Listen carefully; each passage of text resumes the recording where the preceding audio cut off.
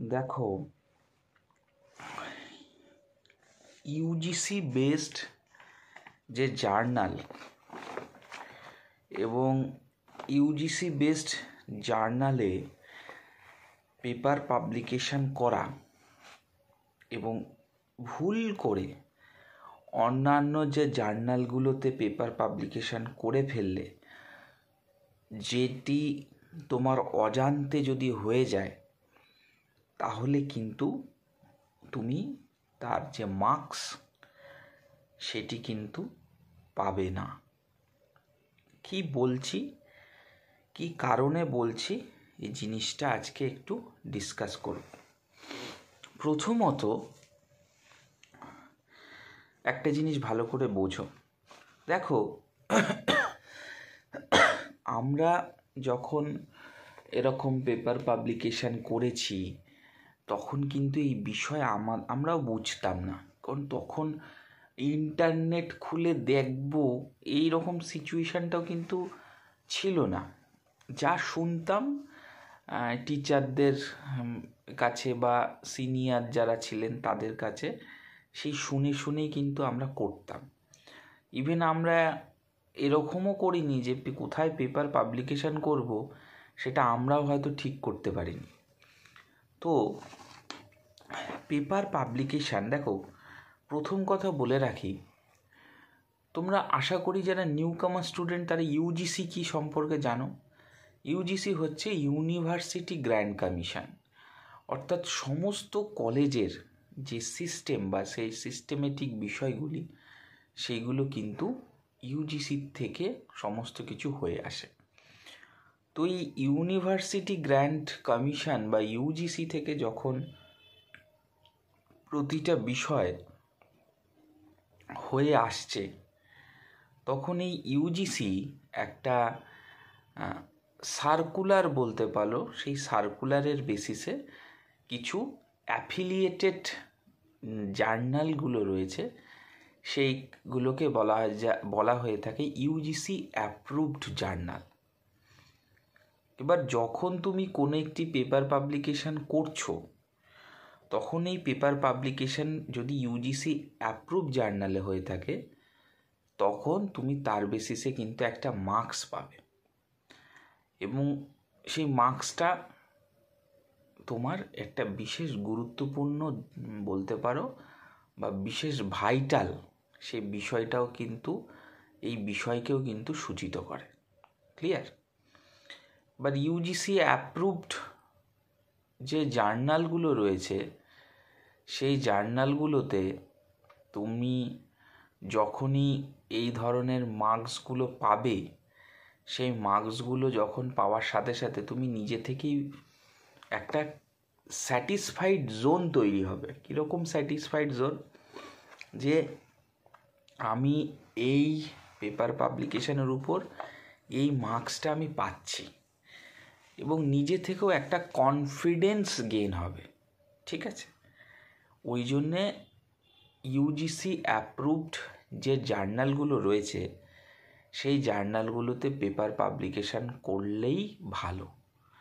এবং তুমি যদি কলেজ সার্ভিস কমিশন এর অ্যাসিস্ট্যান্ট প্রফেসরের যে ইন্টারভিউগুলো হয় সেই ইন্টারভিউগুলো যদি তুমি দেখে থাকো তাহলে কিন্তু তোমাকে জিজ্ঞাসা করে তারা পেপার পাবলিকেশন আছে, যদি তুমি বলো ইয়েস তাহলে ওরা বলে কোন জার্নাল, এবং সেই জার্নালের লিস্ট ওদের কাছে থাকে বা ওনারা বড় বড় প্রফেসর, ওনাদের একদম মুখস্থ থাকে।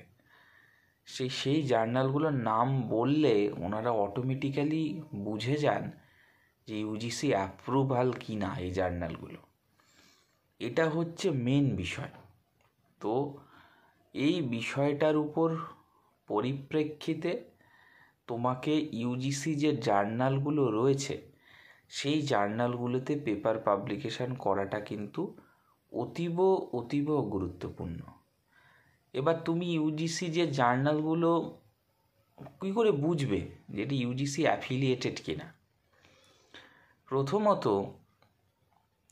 সাবিত্রীবাই ফুলে ইউনিভার্সিটির যে অফিসিয়াল ওয়েবসাইট রয়েছে সেই অফিসিয়াল ওয়েবসাইটে তুমি যদি যাও তাহলে ইউজিসি এনটিএ লিস্ট বা ইউজিসি অ্যাপ্রুভড জার্নাল লিস্ট, সেইখানে গিয়ে তুমি কিন্তু দেখতে পাবে।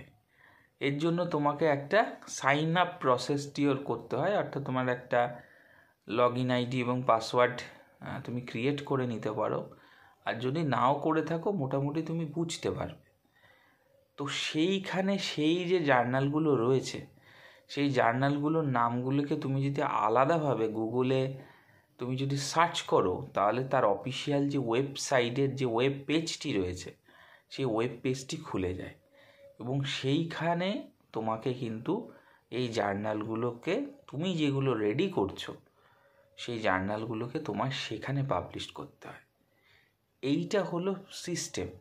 এবার এই জার্নালগুলোকে তুমি যখন দেখো, কিছু কিছু জার্নাল আছে সেখানে তুমি তাদের আপলোডিংয়ের জায়গা আছে, তুমি সেইখানে পাবলিশ করলে এবার সেই জার্নালের মোডটা তুমি দেখে নেবে যে তোমার সাবজেক্টের কোন মোডগুলোকে তারা পাবলিশ করে।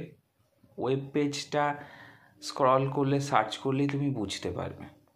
এবার তোমার লেখা যদি সেই রিলেটেড টপিকের উপর হয়, তুমি সেখানে এই টপিকটা দিলে এবার কিছুদিন মধ্যে তারা ভেরিফাই করে মেল করবে যে আপনার এখানে ভুল হয়েছে, এখানে দাড়ি, এখানে কমা, এই চিহ্নগুলো আপনি অমিট করুন, এই বানানটা হয়তো তোমার হতে পারে প্রুফ রিডিং তোমার করেছো, কিন্তু প্রুফ রিডিং করার পরেও এই তোমার কিছু সিলি মিস্টেক হয়েছে এবং এই সিলি মিস্টেক হওয়ার জন্য তোমাকে একটা রিভিউ করার অপশান দেবে।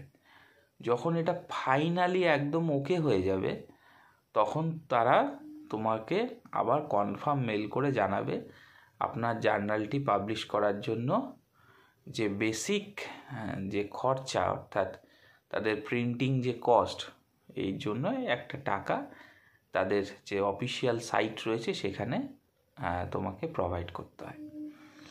এবার তারপরে কিছুদিন ওয়েট করার পর তোমাকে ফার্দার মেল করে যে তোমার এটা পাবলিশড হয়েছে, ভলিউম 1 এত, পেজ নম্বর এত থেকে এততে, সেগুলো সমস্ত কিছু ইন ডিটেলসে তোমাকে দেখিয়ে দেবে।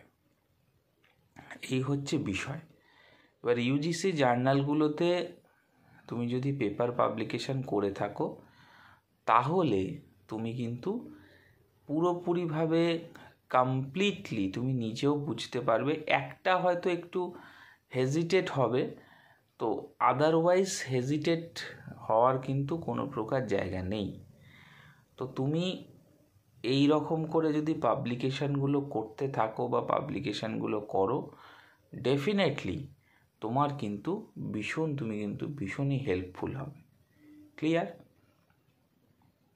এবং এই পেপার পাবলিকেশানগুলো তোমাকে এমনভাবে করতে হবে যাতে করে তুমি নিজে থেকেও একদম ক্লিয়ার কাট হতে পারো যে এই পেপার পাবলিকেশানগুলো সম্পর্কে বা তার বিষয়গত তথ্যগুলো তোমাকে সঠিক দিতে হবে এবং পাবলিকেশানের পর তোমার সেই জিনিসগুলোকে প্রিন্ট আউট, কপি, সমস্ত কিছু তথ্য রাখতে হবে।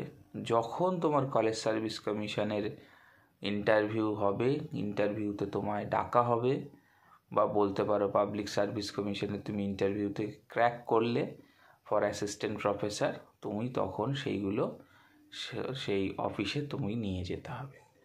তো এই হলো ওভারঅল জার্নালের সিস্টেম বা প্রসিডিওর। আমি পুরোটা ডিটেক্ট করে দিলাম, কোনো রকম যাতে সমস্যা তোমাদের না হয়।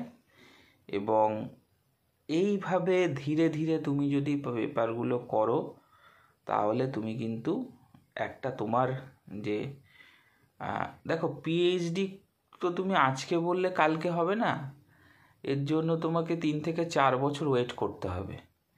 কিন্তু জার্নালগুলোকে করলে কি হয়, তুমি যখনই এর মধ্যে তোমার যদি ইন্টারভিউ এসে যায়, অ্যাটলিস্ট তুমি পিএইচডি, নন পিএইচডি মানে পিএইচডি রানিং ক্যান্ডিডেট হলেও বা নন পিএইচডি ক্যান্ডিডেট হলেও তুমি কিন্তু সেই জার্নালগুলোকে কিন্তু ফোকাস করে পাবলিশড করে তুমি কিন্তু ইন্টারভিউতে অ্যাপিয়ার হতে পারো।